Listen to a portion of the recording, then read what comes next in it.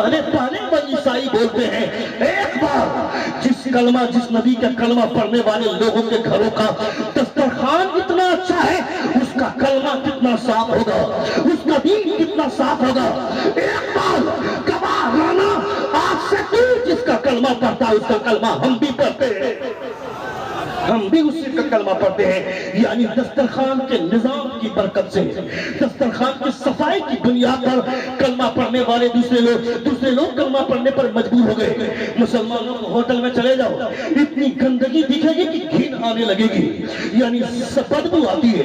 مسلمانوں کے ہوٹل میں چلے جاؤ، غیر مسلموں کے ہوٹل میں چلے جاؤ تو وہاں پہ صاف صفائی دیکھنے کے بعد رشک آتا ہے۔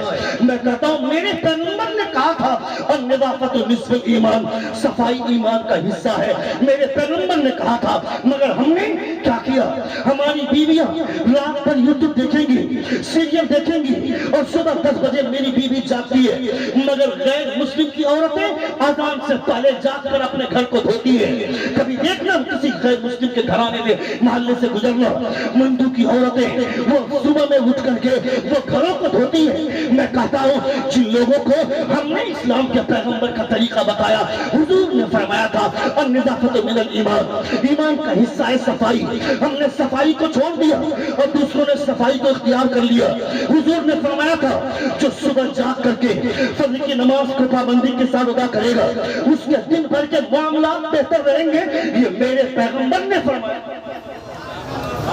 زور سے بولیے، زور سے بولیے، اور زور سے بولیے۔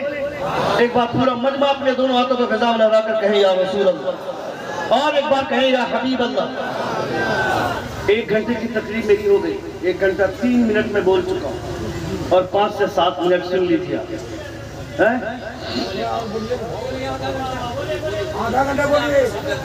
ایک بار زور سے کہے یا رسول اللہ، اور ایک بار کہیے یا حبیب اللہ۔ علامہ الیاس قیدی صاحب قبلہ حوصلہ افزائی فرما رہی ہے تمام۔ اچھا محمد زبیر صاحب قبلہ بھی ہیں، ماشاءاللہ، اللہ رب العزت سلامت رکھے۔ ایک بار اور زور سے کہیں، ہاتھوں کو فضا میں لگا کر کہے یا رسول اللہ، اور ایک بار کہے یا حبیب اللہ۔ نبی کونین صلی اللہ تعالیٰ علیہ وسلم کے کلمہ پڑھنے والے ہیں آپ کو ان باتوں کا احساس ہونا چاہیے کہ میرے پیغمبر کیا بتاتے ہیں۔ آپ نے اپنے بچے کو موبائل دیا، اپنی بیٹی کو، کہ میری بیٹی کالج جاتی ہے، اس کو پڑھائی کے لیے آن لائن کلاسز کے لیے اسی کے پاس موبائل کا ہونا ضروری ہے۔ تو کبھی کبھی اپنی بیٹی کا موبائل چیک کیجیے۔ آپ نے اگر پڑھنے کے لیے موبائل دیا ہے تو آپ کی بیٹی کے موبائل میں انسٹاگرام میں اکاؤنٹ کیوں ہے؟ آپ کی بیٹی کے موبائل میں اسنیپ چیٹ کیوں ہے؟ آپ کی بیٹی کے موبائل میں فیس بک اکاؤنٹ کیوں ہے؟ آپ کی بیٹی کے موبائل میں انسٹاگرام کیوں ہے؟ آپ کی بیٹی کے موبائل میں ٹویٹر ہینڈل کیوں ہے؟ میں کہتا ہوں اگر پڑھنے کے لیے دیا تھا تو یہ سارے اپلیکیشن تمہاری بیٹی کے موبائل میں نہیں ہونا چاہیے۔ ابھی آج سے 3 سال پہلے کا حادثہ ہے، قطر کی دھرتی پہ ایک لڑکی جس کے باپ 5 وقت نماز پڑھنے والے، جس کے بھائی 5 وقت کا نمازی ہے، یعنی سب کے سب نماز پڑھنے والے، مگر اس کی بیٹی کو ایک کشمیر کے ایک لڑکے سے، غیر مسلم لڑکے سے پیار ہوا۔ وہ لڑکی بھاگ کر شادی کر لی۔ کہاں گئی اس کے باپ کی عزت؟ کہاں گیا اس کے باپ کا وقار؟ تمہاری چودرات کہاں چلی جائے گی؟ جب تمہاری بیٹی تمہارے گھر سے بھاگ کر جا کر مندر میں شادی کرے گی، اس وقت تمہاری ناک زمین پر گر جائے گی، تمہاری پگڑی اتر جائے گی۔ میں گاؤں کا چودھری ہوں، میں گاؤں کا سرپنچ ہوں، اگر میں اپنے گاؤں کو سنبھالتا ہوں اور میری بیٹی اگر دوسروں کے ساتھ عشق لڑاتی ہے، یا میں عام آدمی ہوں اور اگر میری بیٹی بھی اگر دوسروں سے عشق لڑاتی ہے، خیال رہے کہ شادی سے پہلے پیار کا کوئی کنسپٹ نہیں ہے، یہ حضور کی شریعت ہے، مصطفیٰ کی شریعت ہے۔ مصطفیٰ کی شریعت میں شادی سے پہلے پیار کا کوئی کنسپٹ نہیں ہے، پیار کا کنسپٹ شادی کے بعد ہے۔ یہ جو ناجائز تعلقات بنانے کے لیے ایک آسان سا حربہ ان لوگوں نے استعمال کیا، ہندوستان میں ایک سب سے بڑی بلا آج جو پھیلی ہوئی ہے، سب سے بڑی برائی جو آج پھیلی ہوئی ہے، لیونگ ریلیشن شپ، یہ جو تعلقات بنائے جاتے ہیں اور اس تعلق کو جائز ٹھہرایا گیا آج ہندوستان میں، مگر آج سے 50 سال پہلے، 40 سال پہلے، 100 سال پہلے، شادی سے پہلے کوئی بھی اگر کوئی کسی سے تعلق بناتا ہے چاہے وہ ہندوازم ہو چاہے مسلمانوں کا اسلام ہو، یعنی ہر دھرم میں اسے عیب مانا جاتا تھا، اسے برا مانا جاتا تھا شادی سے پہلے۔ یعنی مسلمان اگر کسی لڑکی سے تعلق بنانا چاہتا ہے تو اس سے نکاح کرے، اور اگر کوئی ہندو لڑکا کسی ہندو لڑکی سے تعلق بنانا چاہے تو مندر میں جا کر اگنی کے ساتھ پھیرے لگائے، یعنی جب تک شادی نہ ہو اپنے دھرم کے اعتبار سے تب تک اس کا تعلق جائز نہیں ٹھہرایا جائے گا۔ یہ کس ننگے لوگوں نے لیونگ ریلیشن شپ کا قانون بنایا اور لیونگ ریلیشن شپ کو اسے جائز ٹھہرایا گیا؟ میں کہتا ہوں اگر آج سے 50 سال پہلے یہ قانون ہوتا تو ہم میں سے کون حلالی ہوتا کون حرامی ہوتا اس کی خبر کسی کو نہ لگتی۔ جس کو گندا کل مانا جاتا تھا آج اس کو جائز ٹھہرایا گیا۔ یعنی ایک لڑکی روزانہ ہوٹل میں جا کر کسی لڑکے کے ساتھ عیاشی کرتی ہے لیونگ ریلیشن شپ کے نام پر۔ میں کہتا ہوں خبردار خبردار، انگریزوں جیسا حال تم نے ہندوستان کا کر دیا۔ خبردار خبردار، یہ قانون کل بھی برا تھا، یہ رسم کل بھی بری تھی، آج بھی بری ہے، ایک صبح قیامت تک اسے برائی جانا جائے گا۔ اگر تمہیں سکون چاہیے، اپنی بیٹے کی عزت بچانا چاہتا ہے، اپنی بہن کی عزت بچانا چاہتا ہے تو کوئی قانون نہیں، اسلام کے پیغمبر محمد کے قانون کو فالو کر، تمہاری بیٹی یہاں بھی عزت پائے گی، قیامت میں بھی عزت پائے گی۔ تمہاری بیٹی یہاں بھی عزت پائے گی وہاں بھی عزت پائے گی۔ حلالہ کا بہانہ لے کر کے ٹی وی چینل پر وہ بے حیا اور آوارہ لڑکیوں نے جس طرح کی فضا گرم کی تھی، یہ حلالہ کا کانسیپٹ جو طلاق 3 طلاق کے وقوع کے بعد اگر وہ عورت اپنے پہلے شوہر کی طرف لوٹنا چاہے تو حضور نے جیسے فرمایا تھا کہ حتی تذوق سیلتہ ویذوق سیلتہ کی، جیسے حضور نے فرمایا تھا، اس کانسیپٹ کو اتنے غلط طریقے سے پیش کیا گیا کہ لوگ حلالہ نام سے چڑھنے لگے۔ میں کہتا ہوں اگر یہ کانسیپٹ غلط ہے تو شادی سے پہلے ہوٹل میں عیاشی کرنا ایک لڑکی کو ایک لڑکے کے ساتھ، یہ کانسیپٹ کہاں تک شروع ہے؟ اس سے بریک اپ ہو گیا، دوسرا بوائے فرینڈ بن گیا، اس کے ساتھ ناجائز تعلق بنا لیا، اس سے بریک اپ ہوا، تیسرا بوائے فرینڈ ڈھونڈا۔ یعنی آج کی تاریخ میں ہر بے حیا لڑکی 4-5 بوائے فرینڈ رکھتی ہے۔ یہ کس کا کرتوت ہے؟ یہ کس کے کالے کارنامے؟ آج سے 10 سال پہلے جب کسی دلی کے دھرتی پر کشمیر کے علاقے میں کاٹھوا کی دھرتی پر ایک 8 سالہ بچی کے ساتھ 8 لوگوں نے مل کر مندر میں گینگ ریپ کیا تھا، جگہ جگہ پہ اس کے تعلق سے احتجاج ہوا اور کسی نے یہ کہا بلاکاری کو پھانسی دی جائے۔ کیا کیا ہندوستان کے اس یو پی کے اسٹیٹ سے یوگی آدتیہ ناتھ جو سی ایم بنے تھے، اس نے سب کے گلے میں بھاگوا قسم کا رومال دے دیا اور سب کے ہاتھ میں ڈنڈا دے دیا۔ اتنے ڈنڈے مارے جائیں کہ رومی اور جولیٹ کو پیار کرنے والے دکھ جائے تو اس کو پیار کا نشہ اتر جائے۔ یعنی گلیوں کوچوں چوراہوں اور پارکوں میں کوئی لڑکا لڑکی پیار کرتے ہوئے دکھ جائے اسے ڈنڈے مارے جائیں۔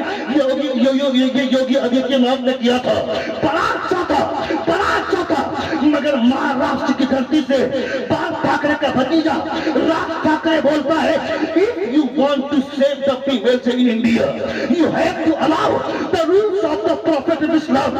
ڈاکٹر وہ بولتے ہیں، راج ٹھاکرے بولتے ہیں کہ یہ جو یوگی آدتیہ ناتھ نے بھاگوا قسم کا رومال دیا، ہاتھ میں ڈنڈا دیا، یہ کام اچھا ہے مگر اس سے عورتوں کی عزت نہیں محفوظ ہوگی۔ عورتوں کی عزت بچانا چاہتا ہے if you want to save the females in India you have to allow the rules of the Prophet of Islam۔ وہ بولتا ہے اگر عورتوں کی عزت بچانا چاہتا ہے تو کوئی قانون نہیں، اسلام کے پیغمبر محمد کا قانون نافذ کر دے، پوری دنیا کی عورتوں کی عزت کی حفاظت ہو جائے۔ تقریر اچھی نہیں ہو رہی کیا؟ پچھلے سال اتنا انعام لے کے گیا تھا، کسی نے 1 روپیہ بھی اب تک نہیں دیا ہے۔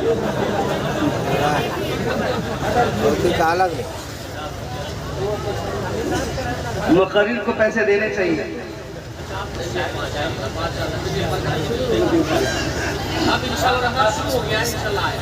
ایک بار زور سے کہیں یا رسول اللہ۔ رسول صلی اللہ تعالیٰ علیہ وسلم کا لاکھ لاکھ شکر و احسان ہے۔ حضور صلی اللہ تعالیٰ علیہ وسلم کی بے شمار عنایتیں ہیں کہ آپ بیٹھ کر مصطفیٰ جان رحمت صلی اللہ علیہ وسلم کا ذکر ملاحظہ کر رہے ہیں، ادھر ادھر جانے کی کوشش مت کیجیے، بیٹھ کر سنیں، میں حضور کی باتیں کر رہا ہوں۔ اگر میں اپنے گھر کی بات کروں تو میری کوئی ضرورت نہیں ہے آپ پہ، مگر میں اگر حضور کے قانون کی بات کر رہا ہوں، اسلام کے پیغمبر کے اسلوب کی بات کر رہا ہوں، حضور کی شریعت کی بات کر رہا ہوں، تو ہر ایک کو سننا چاہیے۔ آپ کی اپنی بیٹیوں کی حفاظت کریں، ورنہ آنے والا دور بڑا خطرناک آ جائے گا۔ آپ اپنی بچی کی حفاظت نہیں کر پائیں گے تو یاد رکھیں، آنے والے دور میں آپ کا نام و نشان مٹ جائے گا۔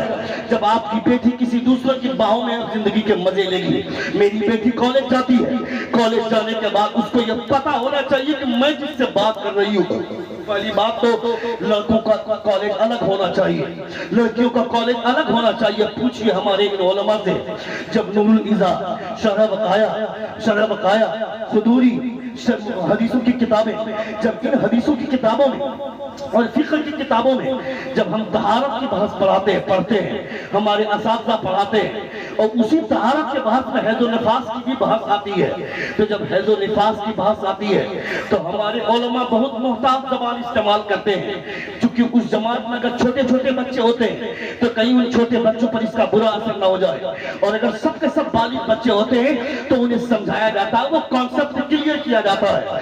یعنی ہمارے مدرسوں میں بھی چھوٹے بچوں اور بڑے بچوں کی رعایت کی جاتی ہے، اور اسی رعایت کے ساتھ اساتذہ فقہ کا قانون سمجھاتے ہیں۔ اس لیے سماج میں یہ برائیوں سے مکت ہوتے ہیں، برائیوں سے محفوظ رہتے ہیں، مگر کالج کی دنیا میں لڑکیوں کی زندگی تباہ، لڑکوں کی زندگی برباد۔ اس کی وجہ کیا ہے کہ ایک ہی ٹیبل پہ ایک ہی بینچ میں بیٹھ کر لڑکا بھی بیٹھا ہے، لڑکی بھی بیٹھی ہے، اور اسی بینچ میں ایک بینچ میں بیٹھ کر لڑکے اور لڑکیوں ایک ساتھ بیٹھ کر کے وہ بائیولوجی کی تعلیم حاصل کر رہے ہیں، زولوجی کی پڑھائی حاصل کر رہے ہیں۔ وہ جو بائیولوجی پڑھایا جاتا ہے کہ لڑکی کے پیٹ میں بچہ کیسے ٹھہرتا ہے، عورت پریگننٹ ہوتی ہے، یہ جو مرد اور یہ لڑکا اور لڑکی ایک بینچ میں بیٹھ کر وہ اسکول میں بیٹھ کر جو قانون جو ایجوکیشن کا مزہ لے رہے ہیں، اس کا ریزلٹ ہم کو پارکوں میں دکھتا ہے کہ لڑکی گھر آنے سے پہلے اپنی زندگی برباد کرتی ہے۔ ڈاکٹر بننے کا سپنا لے کر باہر جانے والی لڑکیاں یہ ڈاکٹر کی ڈگری لے کر کے بعد میں آتی ہیں، مگر کئی بار اپنے بچے گروا کر گھر آتی ہے۔ اس کے بارے میں کون سوچے گا؟ تم نے اپنی بیٹی کو کیوں نہیں سمجھایا، اپنی اولاد کو کیوں نہیں سمجھایا کہ میری بیٹی ڈاکٹر بنے گی پیسہ ملے گا، انجینئر بنے گی پیسہ ملے گا، پروفیسر بنے گی پیسہ ملے گا، لیکچرر بنے گی پیسہ ملے گا، مگر میری بیٹی یہ سب کچھ بننے سے پہلے فاطمہ کی کنیز بن کر پیسہ ملے نہ ملے جنت میں حصہ ضرور مل جائے